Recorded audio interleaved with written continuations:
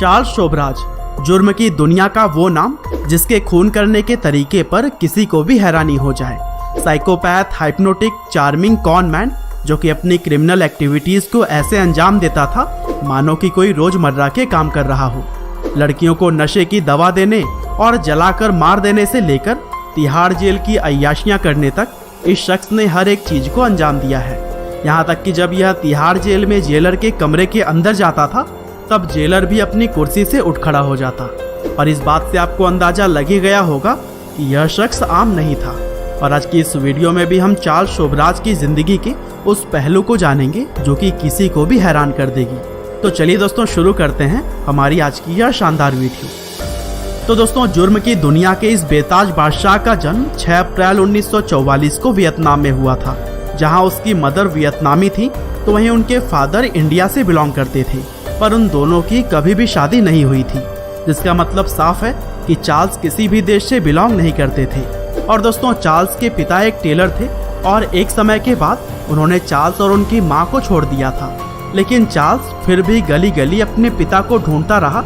हालांकि कुछ समय बाद उनकी माँ ने एक फ्रेंच आदमी से शादी कर ली और ये तीनों फ्रांस आ गए।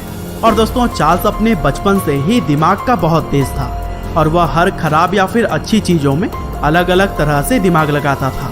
और फिर 19 साल की उम्र में पहली बार चार्ल्स पेरिस के जेल में गिरफ्तार किया गया और यहीं से उसकी जुर्म की दुनिया शुरू हो चुकी थी। हालांकि यहाँ पर जेल में रहते हुए इसने गार्ड्स को गुमराह करना सीखा। इसके साथ ही वो घंटों फिलॉसफी, लॉ, हिस्ट्री, साइकोलॉजी की तरह ही अलग अलग कई सारे क्लासिकल बुक्स पढ़ता था ताकि वो इस बात को समझ सके कि आखिर इंसान का दिमाग काम कैसे करता है। और इसी वजह से वह लोगों के दिमाग को पढ़कर आसानी से बेवकूफ़ बना सकता था। लेकिन दोस्तों, चार्ल्स की सबसे बड़ी खासियत उसके दिमाग के अलावा उसका लुक्स भी था, क्योंकि वह किसी भी हीरो से कम नहीं लगता। और दोस्तों, अपने लुक्स की वजह से ही वह कई सारी लड़कियों को अपने झांसे में ले लेता था। और यही वजह थी कि एक अमीर पर्शियन लड़की चार्ल्स से पागलों की तरह प्यार करती थी। हालांकि एक समय ट्रैवलिंग के दौरान अपनी प्रेग्नेंट गर्लफ्रेंड को वह कई दिनों तक भूखा प्यासा सड़क पर छोड़ दिया, जिसकी वजह से वह परेशान होकर अपने बच्चे के साथ वापस पेरिस आ गई। हालांकि चार्ल्स के जुर्म का सिलसिला चलता रहा और वह ट्रैवलर्स का माइंड पढ़ करके उन्हें नशे का ओवरडोज देकर मार देता था और फिर पैसे और पासपोर्ट लेकर अलग अलग देशों में भाग निकलता। और दोस्तों, चार्ल्स के साथ साथ उसकी 2 असिस्टेंट भी हुआ करती थी और वे तीनों मिलकर 12 से भी ज़्यादा लोगों को अब तक मौत के घाट उतार चुके थे। इसके अलावा वह लड़कियों को नशा कराकर पूरी तरह से मदहोश कर देता और फिर उनके पैसे और पासपोर्ट लेने के बाद उनके कपड़ों को उतारकर उन्हें जिंदा ही जला देता था। और इस तरह से उसने करीब 6 लड़कियों को जिंदा जला दिया था। हालांकि 1975 में थाईलैंड में उसने टेरेसा नाम की एक अमेरिकन टूरिस्टर को ड्रग के ओवरडोज से मार दिया, जिससे कि वहां के कोर्ट ने चार्ल्स को सजाए मौत दे दी। लेकिन चार्ल्स न सिर्फ लोगों को बेवकूफ़ बनाने में तेज था, बल्कि उसे जेल से भागने का भी पूरा एक्सपीरियंस था। और फिर अपने एक्सपीरियंस का ही फायदा उठाकर वह थाईलैंड की जेल से फरार होकर भारत आ गया। और फिर भारत आने के बाद से उसे फ्रेंच स्टूडेंट्स को ड्रग देने के जुर्म में 12 साल के जेल की सजा सुनाई गई।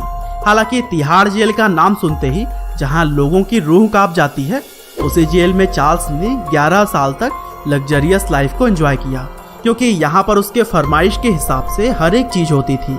यहाँ तक कि जेलर भी उसके आने पर अपनी कुर्सी से उठ खड़ा हो जाता। साथ ही जेल में रहते हुए उसने बहुत सारे इंटरव्यू दिए और इसका भी वह मीडिया से चार्ज लेता। हालांकि 12 साल की सजा पूरी होने में कुछ वक्त अभी बाकी ही था, तभी उसने अपना शातिर दिमाग लगाकर अपने बर्थडे पार्टी के नाम पर सभी को मिठाई के अंदर बेहोशी की गोली मिलाकर दे दी। और फिर हिंदुस्तान के सबसे बड़े जेल तिहाड़ से यह शातिर क्रिमिनल भाग निकला। हालांकि वह भागकर फिर से थाईलैंड गया, लेकिन वहां जाने के बाद उसे यह पता लगा कि अगर उस देश का क्रिमिनल 20 साल तक नहीं पकड़ा जाता है तो फिर केस को बंद कर दिया जाता है। हालांकि अभी सिर्फ 18 साल ही हुए थे और इसी वजह से वह भागकर भारत वापस आ गया और खुद को सरेंडर कर दिया, जिससे कि उसकी सजा और भी बढ़ा दी गई थी। लेकिन इतने समय में उसके थाईलैंड का केस बंद हो गया था। हालांकि भारत से छूटने के बाद वह 1997 में पेरिस चला जाता है, लेकिन वहां जाकर वह एक सेलिब्रिटी की लाइफ जीता है, क्योंकि वह अपने ऊपर लिखी हुई बुक और डॉक्यूमेंट्री से खूब पैसे कमाता है। हालांकि यह सब भी ज़्यादा दिनों तक नहीं चलता और 2003 में शोभराज को काठमांडू नेपाल में 2 टूरिस्ट की हत्या के लिए अरेस्ट कर लिया जाता है और फिर इस जुर्म में पकड़े जाने के बाद से उसे उम्र कैद की सजा दे दी जाती है।